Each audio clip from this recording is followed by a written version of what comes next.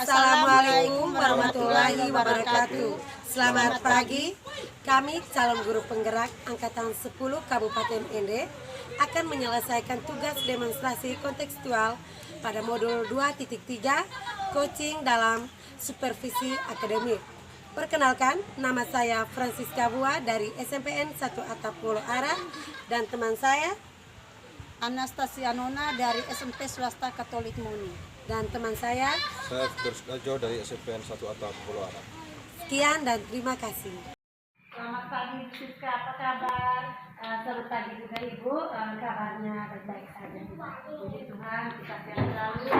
Rencana ini mau melakukan praktik coaching dengan modul kita. Kira-kira dari praktik coaching yang akan Ibu lakukan nanti, hal apa saja yang Ibu lakukan atau Ibu siapkan? Ya, hal yang akan saya lakukan saat coaching tentunya sesuai dengan alur kita ya Ibu ya. Yang pertama itu saya akan menggali informasi tujuan utamanya dulu, apa harapan yang ingin dicapai dari kegiatan coaching. Lalu yang kedua, saya akan mengidentifikasi terkait masalah yang dihadapi.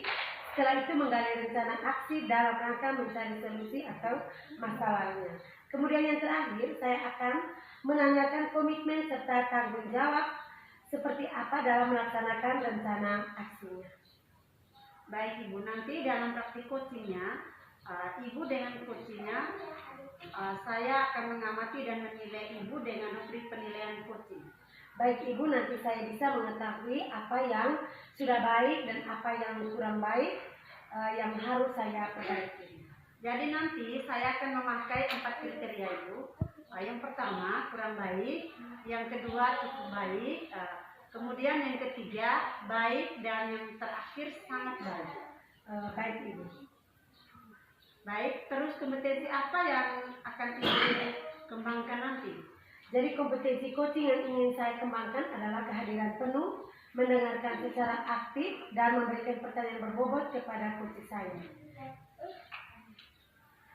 Agar nantinya observasi yang dilakukan lebih fokus, kira-kira dari ketiga kompetensi coaching tersebut, secara lebih spesifik, kompetensi mana yang akan Ibu fokuskan atau kembangkan, dan apa saja hal yang akan dilakukan Ibu untuk mengembangkan kompetensi tersebut? Ya. Dari ketiga kompetensi coaching yang akan saya kembangkan, kompetensi kehadiran penuh, di mana yang pertama saya akan fokus menyelesaikan permasalahan yang coach hadapi. Terus yang kedua, saya akan menatap lawan bicara saya, yaitu coach saya. Yang ketiga, saya tidak akan melakukan aktivitas lain. Dan yang terakhir, saya akan menyimak apa yang disampaikan oleh coach saya. Ya, baik Ibu. Kira-kira apa indikator ketercapaian atau keberhasilan dari tujuan pengembangan yang diinginkan oleh Ibu? Ya. Indikator keberhasilan dari kegiatan coaching ini adalah bagaimana coaching mampu menyelesaikan permasalahannya berdasarkan pemahaman, kemampuan, dan kompetensi yang dimiliki. Seorang coach dikatakan berhasil melaksanakan coaching jika coach mampu menggali ide dan potensi coaching dengan baik tanpa memberikan bantuan ide atau solusi dari permasalahan yang sedang dihadapi. Baiklah Ibu, kalau begitu, kapan kegiatan coaching ini akan Ibu laksanakan? Ya, baik Ibu. Jadi kegiatan coaching ini sebetulnya kami sudah melakukan rencana untuk melaksanakan kegiatan coaching pada siang hari ini. Ya.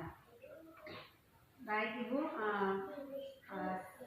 siap Ibu. Setelah saya mengamati percakapan Ibu dengan coaching, nanti saya akan menyampaikan ketercapaian dari pengembangan coaching yang Ibu harapkan. Baik Ibu, kalau begitu bisa Ibu boleh menunggu sebentar sambil menunggu teman coaching saya. Ya, baik Ibu, silahkan. Selamat siang Pak Kiki, apa kabar? Selamat siang keluarga sahabat. Baik Pak Kiki, mungkin Pak Kiki bisa menceritakan hal apa yang bisa saya bantu dalam percakapan ini. Jadi baik Ibu, dari yang pertama ini mungkin bisa saya sharingkan terkait dengan masalah yang saya hadapi ini. Yang pertama berkaitan dengan kurangnya antusias siswa dalam pembelajaran video call. Pembelajaran kedua apa? Jadi menurut Pak Kiki, apa yang menjadi harapan dalam percakapan ini? Di dalam percakapan ini menjadi harapan saya bahwa saya bisa menemukan solusi atau ide untuk menyelesaikan masalah yang saya hadapi. Menurut Pak Kiki, hal-hal apa saja yang membuat murid Pak Kiki itu kurang fokus dan sering melakukan asik-asik sendiri ketika Pak Vicky memberikan materi pelajaran PTOK. Dibagi Bu, mungkin yang pertama terkait dengan metode. Jadi mungkin metode yang saya berikan ini kurang atraktif atau kurang menyenangkan, jadi sehingga siswa itu kurang antusias dalam belajarnya. Oh gitu ya. Nah kira-kira langkah seperti apa yang Pak Vicky buat agar kembali menarik perhatian siswa dengan melihat gaya belajar mereka yang berbeda ini? Baik, mungkin untuk langkah yang saya pernah coba mungkin berkaitan bisa temukan metode atau strategi belajar yang lebih menyenangkan sehingga motivasi belajar mereka itu lebih terantusias. Terkait dengan metode dan strategi mengajar yang Pak Vicky bawakan, apakah menjadi penyebab sehingga kurangnya perhatian sebagai siswa selama Pak Vicky mengajar? Ya, kalau mungkin metode mungkin bisa menjadi hambatan juga karena selama ini saya bawakan itu metodenya masih belum terlalu tertarik sehingga hasil pembelajaran mereka masih sedikit berkurang. Kalau boleh tahu metode dan strategi seperti apa yang sudah Pak Vicky terapkan selama Pak Vicky mengajar di kelas ataupun di luar kelas ya? Jadi selama ini yang metode yang saya gunakan mungkin semestinya di olahraga itu harus lebih diutamakan dalam keras ya.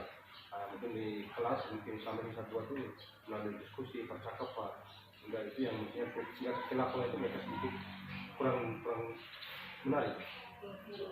Apakah ada metode lain selain metode yang sudah disampaikan oleh Pak Vicky?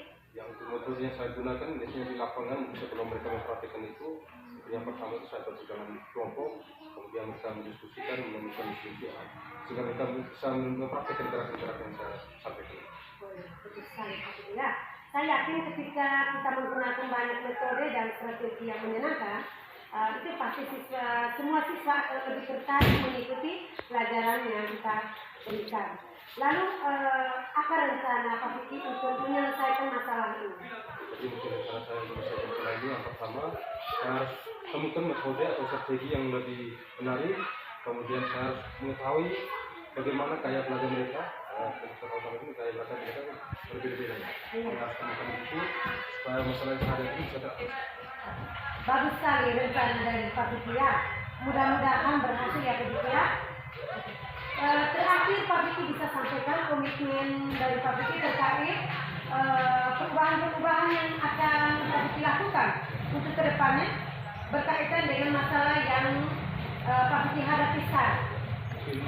Komitmen terakhir yang saya buat untuk melakukan perubahan itu yang pertama saya harus berkomunikasi dengan kelas Jawa, belajar bagaimana kita menggunakan metode atau strategi pelajaran yang berpihak kepada siswa. Oke, bagus sekali Pak Vicky ya. Terima kasih. Saya sangat mendukung sekali ya Pak. Mudah-mudahan semuanya berjalan lancar sesuai dengan harapan. Terima kasih. Ya, sama-sama. Tadi sudah melaksanakan coaching dengan coaching. Bagaimana Ibu hasilnya? Puji Tuhan, hasilnya sudah baik Ibu. Saya dan coach saya sudah bisa menemukan solusi dalam permasalahan yang dihadapi oleh coach saya. Baik Ibu, kalau begitu langsung saja kita bahas dan analisis dari apa yang Ibu laksanakan tadi keterkaitan dengan ketersapaian pengembangan kompetensi coaching yang sudah Ibu sampaikan pada awal observasi.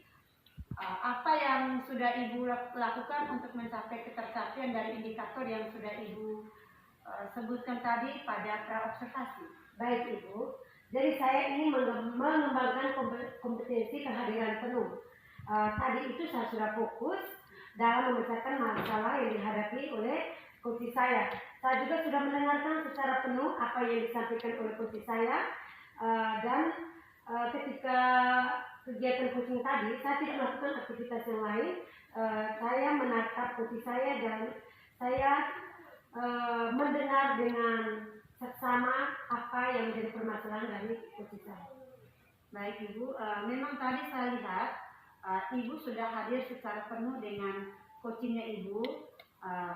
Ibu sudah mendengarkan secara aktif pembicaraan dari coachingnya Ibu dan sekaligus tadi Ibu sudah memberikan pertanyaan-pertanyaan yang berbobot kepada coachingnya. Jadi Ibu sudah melaksanakan kegiatan coaching dengan sangat baik.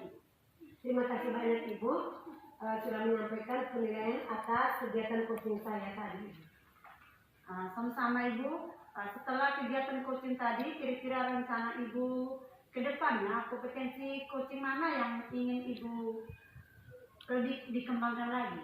Ya, jadi kompetensi yang ingin saya kembangkan lagi adalah kompetensi memberikan pertanyaan berbobot kepada coach saya, sehingga coach saya bisa terdorong untuk menemukan ide atau menemukan solusi dari permasalahan yang sedang dihadapi. Baik Ibu, selanjutnya apa langkah-langkah Ibu untuk mengembangkan kompetensi coaching, khususnya kompetensi memberikan pertanyaan yang berbobot? Ya.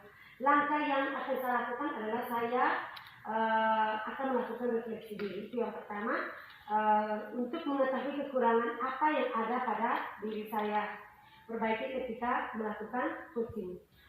Kemudian selanjutnya dari hasil refleksi ini, saya akan mencari referensi bagaimana cara melakukan coaching yang baik, bagaimana cara memberikan pertanyaan berbobot, atau nanti ke depannya saya akan belajar public speaking yang baik, atau bisa juga belajar dari orang lain yang sedang melakukan praktik coaching.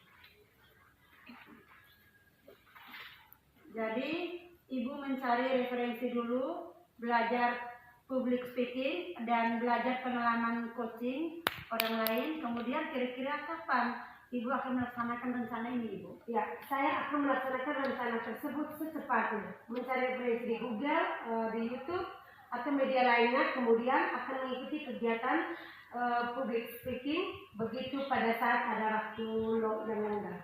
Nah, jadi Ibu melaksanakan praktik coaching lagi.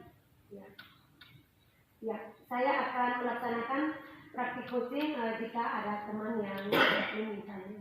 Ya, baik Ibu, mudah-mudahan pada praktik coaching yang dilakukan Ibu ke depannya semakin lebih baik lagi ya Ibu. Terima kasih Ibu. Terima kasih juga Ibu. Ya, baik.